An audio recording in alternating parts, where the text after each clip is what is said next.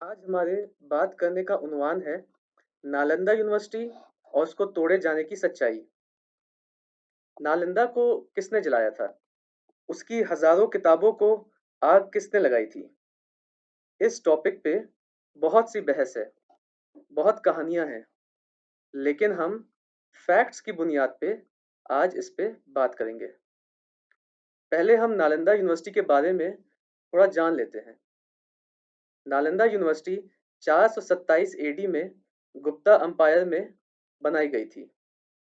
इसमें 2000 टीचर्स और 10,000 स्टूडेंट्स थे। इसमें philosophy, religion, Buddhism, scientific thoughts in astronomy, mathematics, anatomy, इन सब सब्जेक्ट्स की पढ़ाई होती थी। एक वक्त के बाद इसको किसी ने जला के खत्म कर दिया था। आए बात करते हैं कि ये किसने किया और क्यों किया।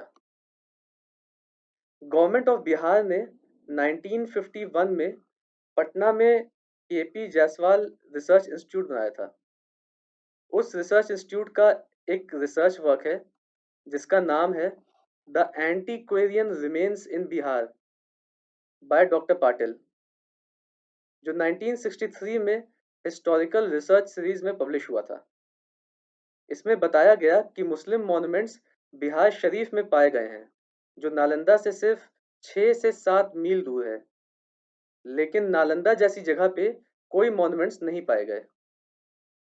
अगर नालंदा उस वक्त कोई बड़ी जगह होती तो मुस्लिम रूलर्स के बनाए हुए कुछ मॉन्यूमेंट्स तो वहां भी मिलते। इससे ये मालूम होता है कि नालंदा उस टाइम एक उजड़ी हुई जगह थी। मतलब नालंदा यूनिवर्सिटी बख्तियार खिलजी के आने से पहले ही तबाह हो चुकी थी। आगे इस रिसर्च पेपर में बताया गया है कि नालंदा यूनिवर्सिटी 11वीं शताब्दी में डिस्ट्रॉय हुई होगी और बख्तियार खिलजी 12वीं शताब्दी की आखिर में बिहार पहुंचे थे। इस रिसर्च पेपर के हिसाब से नालंदा यूनिवर्सिटी बख्तियार खिलजी के आने से 100 साल पहले ही जला दी गई थी। ये रिसर्च हमको बताता है कि बख्तियार खिलजी का नालंदा जलाने में कोई रोल हो ही नहीं सकता, क्योंकि नालंदा उसके आने से 100 साल पहले ही खत्म हो चुकी थी। दूसरा एविडेंस जो हमको मिलता है वो है डॉक्टर डी एन झा का article grist to the reactionary mill. Doctor D N Jha Delhi university के हिस्ट्री डिपार्टमेंट के प्रोफेसर रह चुके हैं। इन्होंने भी इसी बात पे पॉइंट किया है कि नालंदा को बख्तियार खिलजी ने नहीं जलाया था। नालंदा को किसी और ने बर्बाद किया होगा, लेकिन बख्तियार खिलजी ने नहीं किया था। दरअसल बुद्धिज्म में दो बड़े हिस्से हो गए थे। एक हिनयान, जो ओरिजिनल बुद्धिज्म के ज्यादा करीब है, और दूसरा महायान। महायान के बारे में कहते हैं कि यह हिंदू ब्राह्मण से अफेक्ट होके बना था। इन दो सेक्ट्स में आपस में काफी लड़ाई होने लगी थी। नालंदा इन्हीं सेक्ट्स की लड़ाई में जलाया गया होगा। उस वक्त की हिस्ट्री की एक बहुत मशहूर किताब है, उसका नाम है तबाकत ए नसरी, जिसको मिनहाज अल सिराज जुजानी ने लिखा है।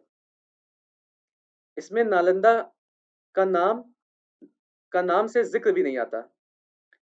इतनी बड़ी किताब में नालंदा का नाम भी ना होना, इससे यह मालूम होता है कि नालंदा यूनिवर्सिटी बख्तियार खिलजी के वक्त पे एग्जिस्ट कर ही नहीं रही होगी।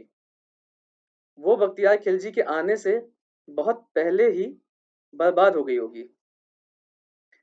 अगला एविडेंस मिलता है तारन था की किताब में, जो एक बुद्धिस्ट मॉन्क है और स्कॉलर भी हैं।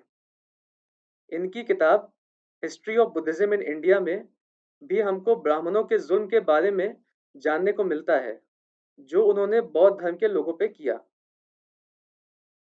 इसके बाद आए इंडिया में ब्राह्मण्स और बुद्धिस्ट की राइवलरी के बारे में जानते हैं। अशोका ने बुद्धिज्म को इंडिया में और इंडिया के बाहर भी फैलाया, लेकिन अशोका के बाद ब्राह्मणों ने धीरे धीरे बौद्ध हुकूमतों को खत्म करना शुरू किया। जो भी रूलर्स हुए उन्होंने जो भी हिंदू रूलर्स हुए उन्होंने बौद्ध लोगों पे काफी जुल्म किया। और कहते हैं कि कई स्तूपों को तोड़ा भी और जलाया भी। बौद्ध लोगों को जबरदस्ती हिंदू बनाया गया, इसलिए बुद्धिस्ट मॉन्क्स को इंडिया से चाइना जाना पड़ा। अगर हम 17th 18th सेंचुरी की टिबेटन राइटिंग्स को देखें तो उसमें भी ब्राह्मणों द्वारा किए हुए जुल्म के बारे में जानने को मिलता है। इसलिए नालंदा को बर्बाद करने वाले और जलाने वाले ब्राह्मण या हिंदू राजा ही रहे होंगे। सिर्फ नालंदा ही नहीं, अजंता के बुद्धिस्ट स्तूप, अमरावती के बुद्धिस्ट मॉन्यूमेंट्स, सांची स्तूप, भरूच स्तूप, जिसको सबसे खूबसूरत बुद्धिस्ट स्तूप कहा जाता है, ये सब भी तोड़ दिए गए थे। बौद्ध इतिहासकार कहते हैं कि ये सब भी ब्राह्मणों ने ही तोड़ा या जलाया था। इसलिए अगर हम फैक्ट से देखें तो मालूम होगा कि बख्तियार खिलजी पे ये इल्ज़ाम एकदम गलत है। नालंदा को जलाने वाले लोगों ने ही उनके ऊपर ये इल्ज़ाम लगाया। इसलिए ज़रूरी है कि हम इतिहास को फैक्ट्स की नज़र से पढ़ें। और ये भी जानना ज़रूरी है कि अक्सर इतिहास राजनीतिक मकसदों को देख के लिखा जा रहा है। इसलिए हमको फैक्ट्स को देख के फैसला करना चाहिए, ना कि इमोशंस को देख के।